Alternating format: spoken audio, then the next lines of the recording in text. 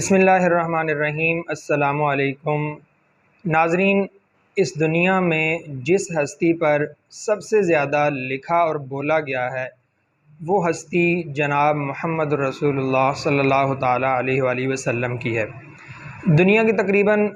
تمام زبانوں میں آپ صلی اللہ تعالیٰ علیہ وسلم کی سیرت پر کتابیں لکھی گئی ہیں۔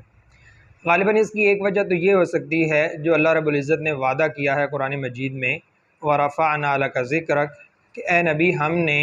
آپ کا ذکر بہت زیادہ بلند کر دیا ہے۔ سیرت کے اوپر لکھنا اور بولنا ایک مسلمان کے ایمان کا تو حصہ ہے ہی، لیکن آپ صلی اللہ تعالیٰ علیہ وآلہ وسلم کی ذات اور شخصیت کا کمال یہ تھا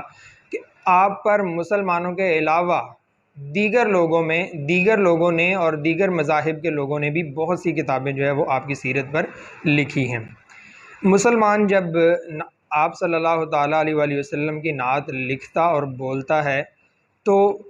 اس کا مقصود آپ صلی اللہ تعالیٰ علیہ وآلہ وسلم کے مدح سراؤں میں آپ اپنا نام لکھوانا ہوتا ہے۔ ناظرین، اسی سلسلے میں ہم آپ کے سامنے ایک کتاب لے کے آئے ہیں جس کا نام ہے پیغمبر انسانیت۔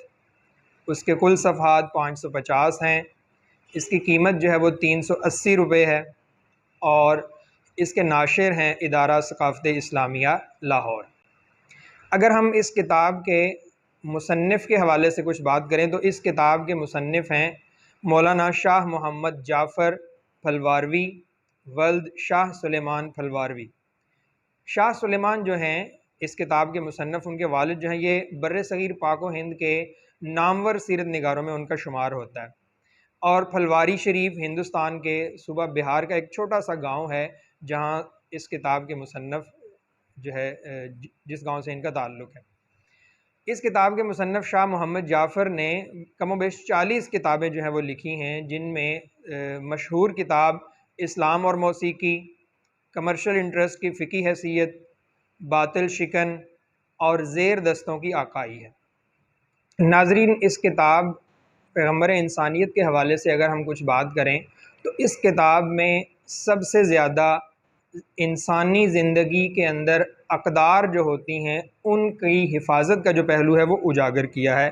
کیونکہ نبی کریم صلی اللہ تعالیٰ علیہ وآلہ وسلم کا فرمان ہے بعثت لأتمم مکارم الاخلاق۔ اس کتاب میں بتایا گیا ہے کہ نبی کریم صلی اللہ تعالیٰ علیہ وسلم نے کیسے جو ہے وہ زندگی کے ہر نازک موڑ میں انسانی اقدار کی جو ہے وہ حفاظت کی ہے۔ اس کتاب میں آپ صلی اللہ تعالیٰ علیہ وآلہ وسلم کے افکار کو نہ صرف پیش کیا گیا ہے بلکہ آپ کے افکار کی عملی شکل واقعات کی شکل میں جو ہے وہ بتائے گئے ہیں۔ اس پوری کتاب میں آپ صلی اللہ تعالیٰ علیہ وسلم کے ساتھ عقیدت اور جذبہ محبت ہمیں جا بجا جو ہے وہ نظر آتا ہے۔ آپ صلی اللہ تعالیٰ علیہ وآلہ وسلم کی ابتدائی زندگی کو مختصراً بیان کر کے بعثت کے بعد کی جو زندگی آپ کی تھی اس کو بہت زیادہ فوکس کے ساتھ جو ہے وہ اجاگر کیا گیا ہے۔ اس کتاب کی ایک اور خوبی بڑی قابل ذکر ہے کہ ہر باب کے اختتام پر لمحہ فکریہ کے نام سے نبی کریم صلی اللہ تعالیٰ علیہ وآلہ وسلم کے کردار کو آج کے حالات پر کیسے لاگو کیا جا سکتا ہے اس بات کی وضاحت کی گئی ہے۔ آپ صلی اللہ تعالیٰ علیہ وآلہ وسلم کی زندگی کے تمام اہم نقاط کو، اہم واقعات کو ہجری ترتیب کی شکل میں بیان کیا گیا ہے۔ کچھ پروف ریڈنگ کی چند غلطیاں دیکھی گئی ہیں لیکن ان کو بہتر کیا جا سکتا ہے۔ ناظرین، اس کتاب کے اندر جو نکات پیش کیے گئے ہیں اگر ہم ان کو بات کریں تو سب سے پہلا جو قابل ذکر چیز ہے،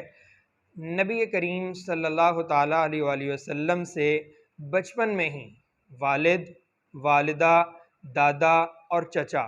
یہ سارے سہارے نبی کریم صلی اللہ تعالیٰ علیہ وسلم سے بچپن میں ہی قدرت نے واپس لے لیے تھے۔ شاید قدرت کو یہ منظور نہیں تھا کہ جس ہستی نے آنے والی زندگی میں بے سہاروں کا سہارا بننا ہے وہ خود کسی کا سہارا کیوں لے، تو اس لیے آپ سے بچپن سے ہی سہارے جو ہے وہ چھین لیے گئے۔ نبی کریم صلی اللہ تعالیٰ علیہ وآلہ وسلم یعنی پیغمبر جو ہوتے ہیں ان کی زندگی میں تضاد نہیں ہوتا۔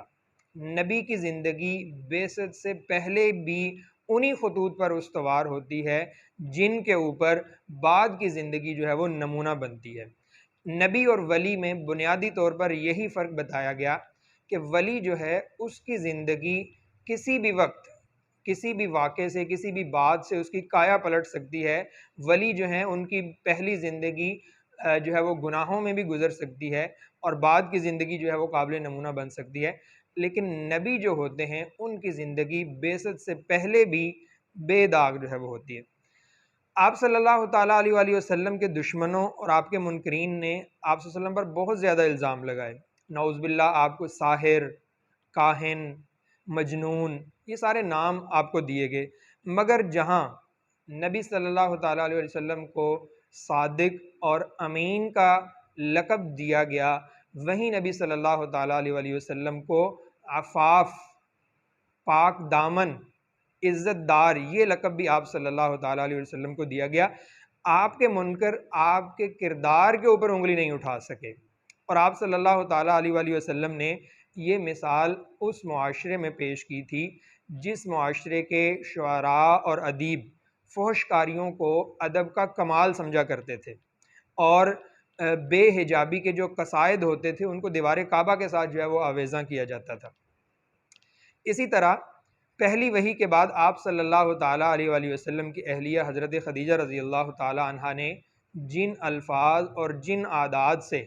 آپ کی ڈھارس بندائی تھی، وہی عادات دراصل انسانیت کی اعلیٰ اقدار ہیں جو انسانیت کی بقا کے لیے ضروری ہوتے ہیں۔ جیسے حضرت خدیجہ رضی اللہ تعالیٰ عنہ نے فرمایا تھا کہ آپ تو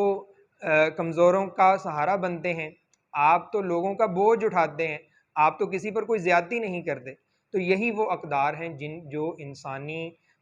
کردار کی اور انسانی معاشرے کی ضامن ہوتی ہیں۔ اسی طرح نبی کریم صلی اللہ تعالیٰ علیہ وآلہ وسلم کی ذات پر سب سے پہلے ایمان لانے والا رشتہ بیوی کا تھا، حضرت خدیجہ رضی اللہ تعالیٰ عنہ، پھر آپ کے دوست حضرت ابوبکر صدیق رضی اللہ تعالیٰ عنہ، آپ کے چچا زاد بھائی حضرت علی رضی اللہ تعالیٰ عنہ، آپ کے غلام زید بن حارثہ۔ یہ چار رشتے، بیوی، دوست، چچا زاد بھائی اور غلام، یہ زندگی کے گواہ ہوتے ہیں کسی بھی انسان کے، اور یہ سارے رشتے آپ صلی اللہ تعالیٰ علیہ وآلہ وسلم کے کردار کے گواہ تھے، اور انہی رشتوں کا سب سے پہلے اسلام لانا آپ صلی اللہ تعالیٰ علیہ وآلہ وسلم کے کردار کا منہ بولتا جو ہے وہ ثبوت ہے۔ پھر نبی کریم صلی اللہ تعالیٰ علیہ وآلہ وسلم نے فرمایا کہ جو اپنے لیے پسند کرو وہی اپنے بھائی کے لیے پسند کرو، تو آپ نے اسلام کی تبلیغ کا آغاز سب سے پہلے رشتہ داروں سے کیا۔ آج بھی ہمیں جو ہم اپنے لیے اچھا سوچتے ہیں وہی ہمیں اپنے قریب ترین رشتہ داروں کے لیے بھی سوچنا چاہیے۔ اسی طرح حضرت عمر رضی اللہ تعالیٰ عنہ کا قبول اسلام کا واقعہ جو ہے وہ انہی کی زبانی جو ہے وہ لکھا گیا اس کتاب کے اندر۔ حضرت عمر رضی اللہ تعالیٰ عنہ انتہائی دبنگ انسان تھے، بڑے جری اور بہادر انسان تھے، اور نبی صلی اللہ علیہ وسلم کی دعا کی وجہ سے یہ مسلمان ہوئے تھے۔ حضرت عمر رضی اللہ تعالیٰ عنہ خود فرماتے ہیں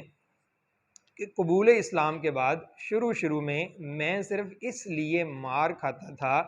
کہ عمر کو یہ منظور نہیں تھا کہ کمزور مسلمان اسلام کی وجہ سے پٹتے رہیں، مار کھاتے رہیں، اور عمر جو ہے وہ مار نہ کھائے اور کمزور مسلمان جو ہے وہ ثواب میں عمر سے آگے نکل جائیں۔ تو حضرت عمر اپنے آپ کو اس ثواب سے محروم نہیں رکھنا چاہتے تھے، اور خود ہی فرماتے ہیں کہ میں پٹتا بھی رہا اور میں پیٹتا بھی رہا۔ اسی طرح آپ صلی اللہ تعالیٰ علیہ وآلہ وسلم کا حضرت خدیجہ رضی اللہ تعالیٰ عنہ کی وفات کے بعد آپ کو یاد کرنا، آپ کے محاسن کا تذکرہ کرنا، یہ حسن و جمال کی وجہ سے نہیں تھا، نہ ہی یہ مال و دولت کی وجہ سے تھا، بلکہ آپ صلی اللہ تعالیٰ علیہ وآلہ وسلم حضرت خدیجہ رضی اللہ تعالیٰ عنہ کو یاد کرتے تھے ان کی سیرت، ان کی کردار اور ان کے عادات کی وجہ سے، اور ان اخلاقی اقدار کی وجہ سے یاد کرتے تھے جو حضرت خدیجہ نے ابتدائی زندگی میں آپ کے ساتھ جو ہے وہ پیش کی۔ اور یہی انسان کی کہہ لیں کہ اعلیٰ اقدار ہوتی ہے کہ انسان جو ہے وہ وفا کو نہیں بھولتا، اور حضرت محمد صلی اللہ تعالیٰ علیہ وسلم بھی حضرت خدیجہ کی وفاؤں کو نہیں بھولے تھے، ان کا اکثر تذکرہ کرتے رہتے تھے۔ اسی طرح اس کتاب میں آپ کو عام طور پر ہم جنگ اور جہاد کو مترادف سمجھتے ہیں، ایک جیسے معنوں میں دونوں کو لیا جاتا ہے، لیکن جنگ جو ہے وہ جہاد کا ایک حصہ ہے، ایک جز ہے۔ جنگ جو ہے وہ صرف میدان جنگ میں لڑی جاتی ہے، جبکہ جہاد جو ہوتا ہے وہ تمام شعبہ ہے زندگی میں شامل ہے، اور انسان پیدا ہونے سے لے کر مرتے دم تک جہاد کرتا رہتا ہے۔ تو جہاد ایک کل ہے اور جنگ جو ہے وہ ایک جزو ہے۔ ناظرین، اس کے علاوہ بے شمار آپ کی سیرت کے پیارے اور خوبصورت واقعات آپ کو اس کتاب کا جو ہے وہ حصہ نظر آئیں گے۔ آپ کو نبی کریم صلی اللہ تعالیٰ علیہ وسلم کی سیرت کے حوالے سے یہ کتاب لازمی پڑھنی چاہیے۔ یہ کتاب آپ کو مکتبہ طارق اکیڈمی فیصل آباد کے اسٹاک میں موجود ہے اور آپ اس کو وہاں سے بذریعہ ڈاک جو ہے وہ منگوا سکتے ہیں۔